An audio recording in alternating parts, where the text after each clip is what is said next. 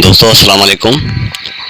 अज असी तव्हांखे ज़िले दादू जे तारीख़ी खुदाबाद मस्जिद के बारे में कुछ मालूमात ॾींदासीं ऐं उनजी सैर कराईंदासीं।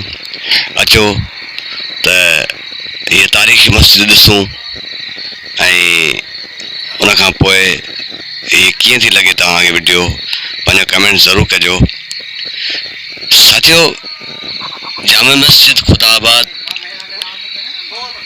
कलोड़े हुक्मरान मियाँ यार मोहम्मद कलोड़े ठहराई, जेका अॼु बि दादू ज़िले में खुदाबाद शहर में दादू खां 10 किलोमीटर जे मुफ़ासिले ते ॾखण तरफ़ इंडस हाईवे जे क़रीब वाक़ है।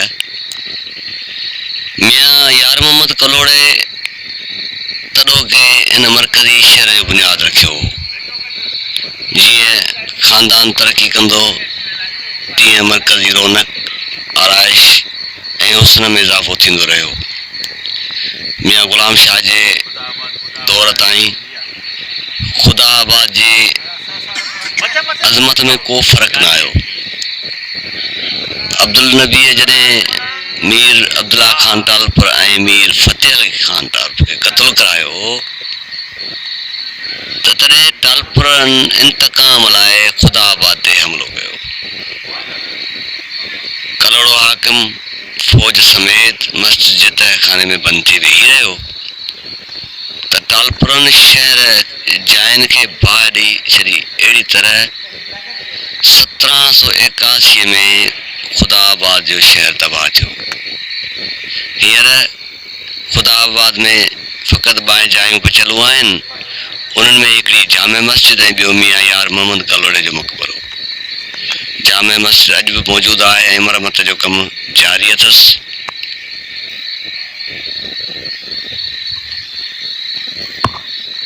प्यारा साथियो, तारीख़ कलोड़ा हिस्से ॿिए में सुफ़े 973 ऐं 974 ते कुझु अहवाल हिन मस्जिद जे बारे में लिखियल तव्हां सां वंड करियूं था। त बाग़ अली खाइफ़ नामा मगज़ में लिखियो आहे त जॾहिं हीअ मस्जिद जोड़ी वई त मजिस नक़ाशीअ जो कमु निहायत उम्दो कयो वियो। कुबो एतिरो त बुलंद ठहिरायो वियो जो आसमान सां मिलियो। चिटसालीअ जे कम में शंगरफ जो इस्तेमालु कयो वियो।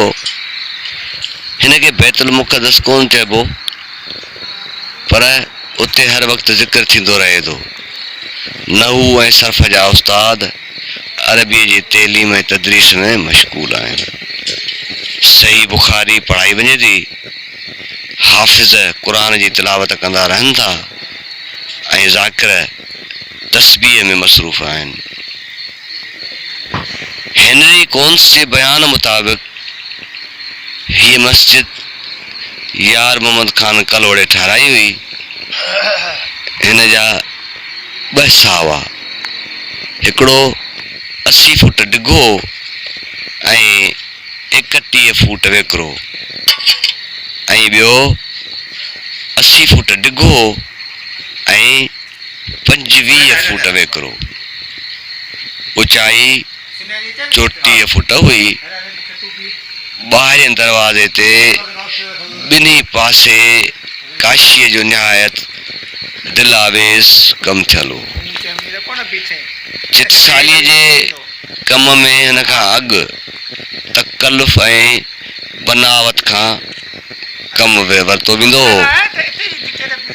मियाँ साहब उन्हीअ पुराणे तरीक़े खे तरक़ करे नओं तरीक़ो अख़्तियार। दोस्तों, अॼु ज़िले दादू जी हिकु तारीख़ी मस्जिद खुदाबाद मस्जिद जो जेको सो दर्शन करण जे लाइ असां पंहिंजे संगत सां गॾु असां सां गॾु आहिनि सैयद इमदाद अली शाह बुखारी, पाण सिंधी अदबी संगत जा सेक्रेटरी आहिनि, राब्ता सेक्रेटरी मटियारी ज़िले जा।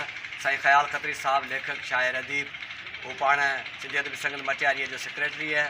उन सां गॾु असां सियासी समाजी दोस्त साईं रफ़ीक अहमद सुमरो, साईं असलम मेमण साहब हिन अॼु जेको सो सफ़र में गॾु आहिनि। हा जीअं त ख़ुदाबाद मस्जिद दादू ज़िले जे जेके तारीख़ी ऐं सकाफ़ती माॻ आहिनि उन्हनि मां हिकिड़ी अहम जॻह आहे। हीअ हिकु तमामु पुराणी मस्जिद आहे ऐं तारीख़ी मस्जिद आहे ऐं मुंहिंजे ख़्याल में हिते केतिरा ई माण्हू जेके आहिनि से तारीख़ सां वाबस्ता ॾिसण वारा उन्हनि जे लाइ घणो कुझु मवादु मौजूदु आहे। अॼोके ॾींहुं असां जेको कुझु ॾिठो सो तव्हांखे पंहिंजे वीडियो में ॾेखारियूं था। कीअं लॻो पंहिंजी राय जो इज़हार ज़रूरु करियो।